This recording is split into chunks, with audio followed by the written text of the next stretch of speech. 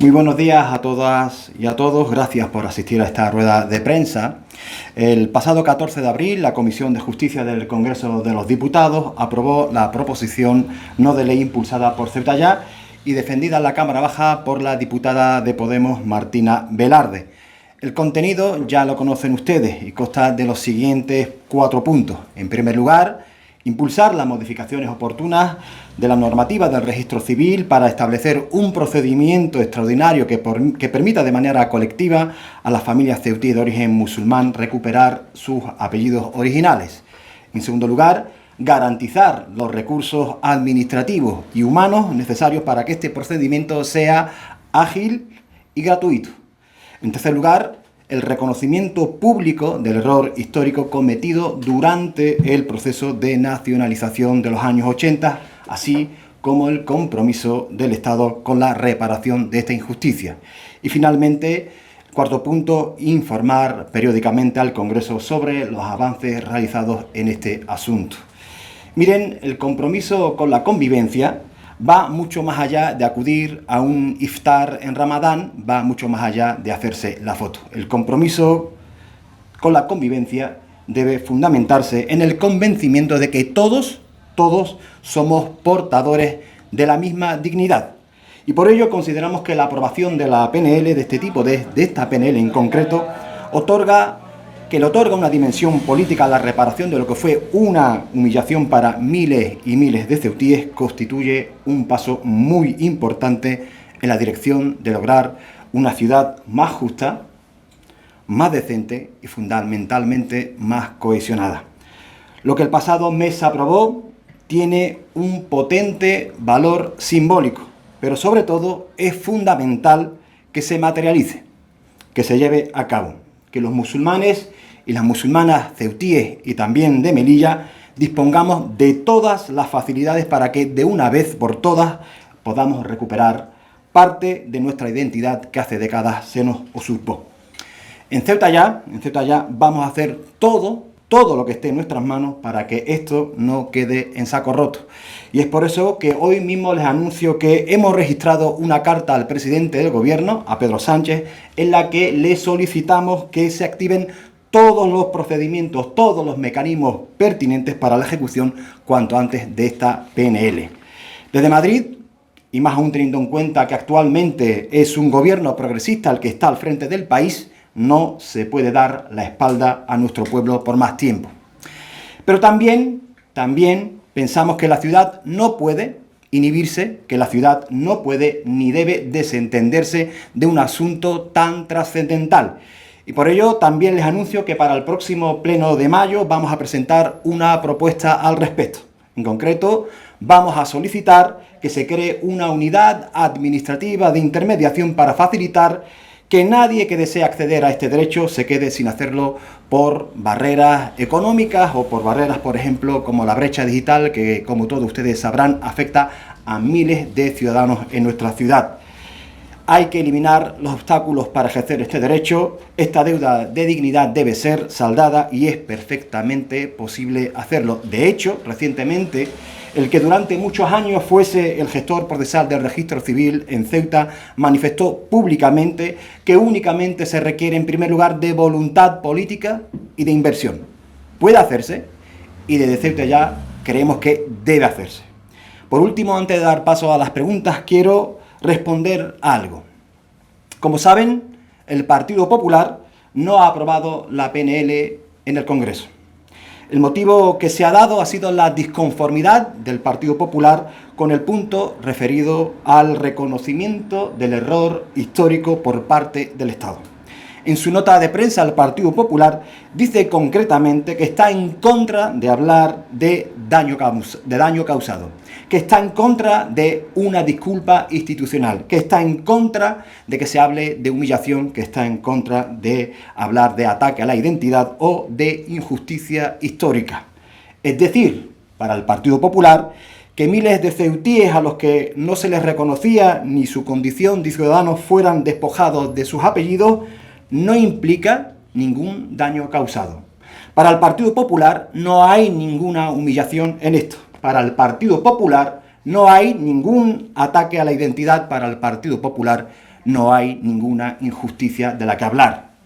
Para el Partido Popular, en definitiva, los musulmanes y las musulmanas ceutíes no merecemos ninguna disculpa procedente de las instituciones que nos cercenaron un derecho tan básico y significativo como el de disponer de nuestro propio nombre familiar. A mí esto me parece muy, muy grave. Y me parece grave porque revela, en definitiva, que para el PP no todos somos iguales. Porque tengo el profundo convencimiento de que sus representantes no pensarían así si en lugar de cientos de Mohammed, aquel proceso infame hubiera generado cientos de Juan. Tengo el profundo convencimiento de que no dirían lo que dicen si los apellidos robados hubieran sido apellidos como Vivas en vez de apellidos como el Hijo. Miren, todo lo que dijo el diputado del PP, el señor Zelaya, en la Comisión de Justicia del Congreso, no eran más que excusas ridículas e insultantes. Excusas ridículas e insultantes procedentes de un señor que una vez más, hay que recordarlo, se ha posicionado en contra de los intereses de Ceuta, en contra de lo que este pueblo considera que es bueno. Lo hizo cuando votó en contra, por ejemplo, de la reducción de la jornada laboral, a pesar de la existencia de un acuerdo plenario a favor de la misma, y lo hizo también cuando votó en contra del decreto dirigido a que los menores no acompañados pudieran ser atendidos y cuidados por otras comunidades autónomas. A lo que se dedica este señor, este prosionista, que por cierto también votó en contra de prohibir el comercio de armas con un Estado genocida como el de Israel, no es otra cosa que a manifestar de manera constante su desprecio por el pueblo de Ceuta, en concreto el desprecio por una parte específica del pueblo de Ceuta. Y es que ahora se ha manifestado en contra de que se reconozca que a los musulmanes y a las musulmanas de Ceuta y Melilla se les causó un daño. Pero no olvidemos que este señor, cuando era el máximo responsable de cultura, llegó a equiparar el caso del árabe ceutí en Ceuta con el caso del chino mandarín en Madrid, tratando así de despojar de valor a la lengua materna que habla casi la mitad de la población de Ceuta. Creo sinceramente que el Partido Popular debe reflexionar acerca de la deriva que están tomando. Creo que deben reflexionar acerca de ello, porque quiero lanzar este mensaje, que nadie se engañe. No se trata del señor Zelaya, se trata del Partido Popular. El señor Zelaya, hay que recordar, es el señor de Vivas, es el hombre de Juan Vivas. Porque lo que revela el impresentable comportamiento de este señor es que en Ceuta el PP dice lo que entiende que le puede beneficiar desde un punto de vista electoral, pero cuando hay que votar allá, donde las votaciones son realmente trascendentes e importantes, es decir, en la sede de la soberanía nacional, su voto siempre es contrario a nuestro pueblo. Hay que denunciar de una vez por todas esta hipocresía infame. Ahora estoy a su entera disposición. Sí, yo quisiera preguntar una cosa en relación a esto, teniendo en cuenta que cualquier persona puede acudir al registro civil y cambiarse el nombre o los apellidos. ¿Por qué apostáis por un procedimiento colectivo y no por la decisión de cada persona de querer cambiar sus apellidos cuando le plazca? Hay dos falsedades en la pregunta que lanzas, Miguel. Es incierto que uno puede ir al registro civil y cambiarse los apellidos a la ligera. Eso es incierto. Yo tengo mi apellido legítimo. Es imposible demostrar de forma fehaciente o una causa justa que te permita la modificación del apellido en el registro civil. Uno no puede ir alegremente al registro civil y decir yo mi apellido legítimo, póngamelo. Es incierto. Le digo claro, con justificación, evidentemente. Es incierto. Por eso la PNL y la aprobación del daño establece una causa justa, lo cual la encuadraría dentro de la normativa del registro civil que permitiría el acceso a esa modificación. Eso en primer lugar. En segundo lugar, hay algo importante, y es que es el agravio histórico. Creo que era importante no solamente que podamos modificar nuestros apellidos, sino también el reconocimiento de un daño histórico. Esto es importante y hay que subrayarlo una y otra vez. En pocas ocasiones el Estado ha reconocido ser causante de un daño de estas características. En pocas ocasiones el Estado ha reconocido un error histórico y ha pedido una disculpa institucional. Esto hay que ponerlo en valor. Por tanto, ¿apostáis por la no necesaria justificación del cambio de apellido? No. ¿Con esa propuesta? Sí se puede justificar, pero la causa justa está en el reconocimiento del Estado. Es decir, hubo un procedimiento concreto en Ceuta y Melilla para amputarnos los apellidos. Esto se explica de una manera mejor. los ceutíes que migraron hacia otros territorios de la península, los ceutíes, vamos a denominarlo de esta manera, peninsulares, que en aquella época accedieron a la regularización, tuvieron sus apellidos. Tuvieron sus apellidos. Por ejemplo, mis primos peninsulares, que son coetáneos míos, tienen su apellido El Hijo y Zeidán.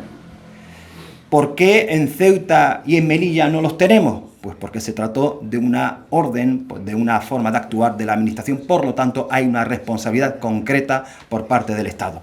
Esto es importante señalarlo, porque esto permite la causa justa que señala el registro civil para poder acceder al cambio de apellidos. Hay una cosa que también quiero destacar, y es que el argumento del señor Zelaya es absolutamente infame, cae en el orientalismo, en el intentar explicar las causas que nos afectan desde su posición de privilegio. Él hablaba de la nisba, y nosotros tenemos apellidos que son apellidos previos a la propia constitución de los estados modernos. Todas las familias de Ceuta guardan, permítame la expresión, en una caja de sus casas cuál es su verdadero apellido. Apellidos que son, en muchos casos, de origen amazigh, otros que son de origen árabe, otros que son de origen andalusí y otros de origen desconocido. Quiero decirle con esto que si teníamos mucho celo en guardar nuestros apellidos, los tenemos a día de hoy, todavía cada familia en cada rincón de esta ciudad de esos apellidos guardados en una caja, es porque nunca, jamás pretendimos desprendernos de ellos. Ese argumento de la nisba es un argumento orientalista, supremacista y cargado de una ignorancia supina. Y otra cosa, teniendo en cuenta que ahora mismo gobierna en el Estado español un gobierno de coalición, ¿Ceuta ya teme que si el PP llegara al gobierno esta medida no se llevaría o no se implantaría teniendo en cuenta que se abstuvo en la votación? No tengo la menor duda. De ahí la urgencia de mandar una carta al presidente del gobierno porque queremos que este paso importante cristalice de forma inmediata, que se acometan las medidas necesarias o se aplique o se apruebe un reglamento ad hoc para este tipo de cuestiones que llevamos tiempo luchando. No tengo la menor duda. El Partido Popular, en su intervención en el Senado, demostró cuál era su intención. Pero es que posteriormente la nota de prensa que envían aquí es insultante. Para cualquier ceutí, melillense que ha perdido sus apellidos, las declaraciones del Partido Popular se sitúan en la órbita de la extrema derecha. Ergo, si el Partido Popular gobierna, que gobernará si acaso con el apoyo de la extrema derecha, evidentemente acabará con esta deuda, acabará con la pretensión de cerca de 100.000 ceutíes y melillenses de recuperar algo tan básico como es el derecho al nombre. Una vez hablado de la PNL, ¿cuál sería el proceso que se debería seguir y qué le pedís concretamente al presidente para que se acelere? Nosotros lo que le pedimos al presidente del gobierno es que una vez que se ha aprobado esa PNL y que se abre la vía a estudiar la normativa del registro civil, que eso se haga de forma inmediata. La fórmula jurídica nosotros se la dejamos al gobierno, eso entendemos que el gobierno puede entre sus asesores, entre los ministerios competentes, decidir qué medida adoptar, pero debe ser algo inmediato. Creo que es un asunto importante que los ceutíes y los melillenses llevamos tiempo esperando. La PNL fue una bocanada de aire fresco, fue un gran momento de esperanza, un paso crucial, pero creo que no hay que quedarse en lo simbólico, sino que lo que recogía esa PNL debe cristalizar en esa modificación o implementación normativa. ¿Listo? Pues muchísimas gracias por venir.